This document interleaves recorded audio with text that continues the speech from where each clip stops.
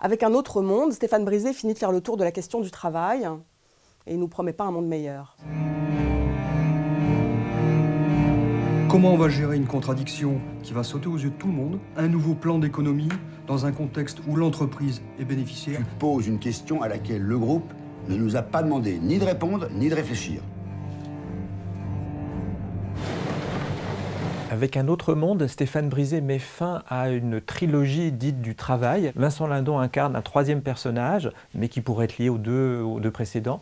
Un personnage de chef d'entreprise qui reçoit pour consigne de faire un plan social, ou plutôt comme on dit aujourd'hui, un plan de sauvegarde de l'emploi. On s'aperçoit que c'est l'histoire d'un homme qui est confronté à l'absurdité du système, dont il est un bras armé. C'est ça qui est intéressant, c'est-à-dire qu'en déplaçant les points de vue, Brisé montre l'autre côté de la table de négociation, et un type qui a à cœur de faire tourner son entreprise, de sauvegarder effectivement des emplois et qui très longtemps a joué le jeu et tout à coup se rend compte qu'il ne comprend plus du tout la règle du jeu. Puisque ce plan d'économie qu'on lui impose vise en fait à rassurer des actionnaires. On me demande de me séparer de 58 personnes et là, tu m'en donnes 30. Moi, je t'explique. S'il faut que je sacrifie 58 personnes pour en sauver 500, je vais en sacrifier 58. On est à 6 semaines de l'annonce du plan au marché, donc je pense que vous avez aussi eu quand même pas mal de temps.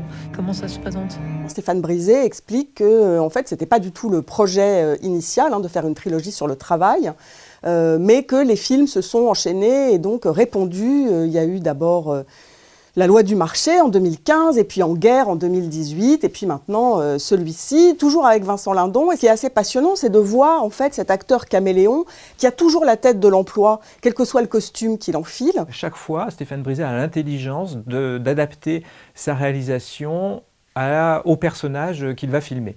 On se rappelle dans La loi du marché, le personnage de Vincent Lindon cherchait sa place au sein de la société, cherchait un nouveau travail, il était très souvent en retrait.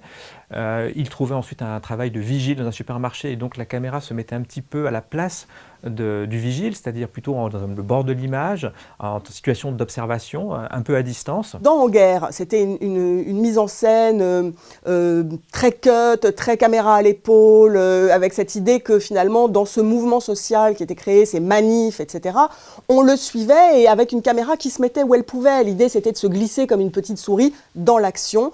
Ce film-là est beaucoup plus posé. Au fur et à mesure qu'avance le film, le personnage est de plus en plus accablé et la mise en scène retranscrit ça très bien. Monsieur a déjà accepté le divorce. On ne peut pas du coup tout lui imposer et il ne peut pas tout accepter. C'est la même chose pour ma cliente. Son quotidien est devenu un enfer. Elle vous a dit que moi, je lui faisais vivre un enfer? À l'époque, j'ai pas signé pour que tu ramènes tous tes problèmes à la maison. C'était pas ça le deal. Plus qu'En guerre, plus que La loi du marché, qui faisait déjà des parenthèses sur la vie intime, la vie privée, les retentissements qu'a le travail sur la vie des gens. Celui-là le fait encore plus, puisqu'il est beaucoup question donc, de la séparation du couple et aussi de leur enfant, qui est joué par Anthony Bajon. Très jolie idée, évidemment, très mélancolique.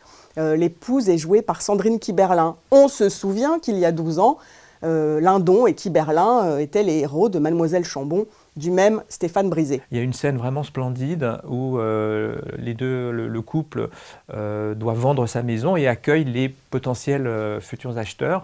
Un jeune couple qui, lui, est au début de sa vie de couple.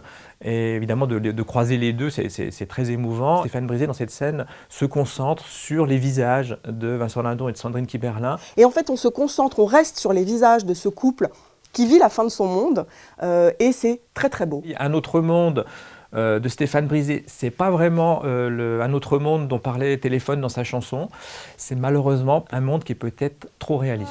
Je vais avoir 50 balais, quoi. J'ai plus d'années derrière moi que devant moi, c'est vrai, quoi. Je deviens quoi, moi, là-dedans, alors?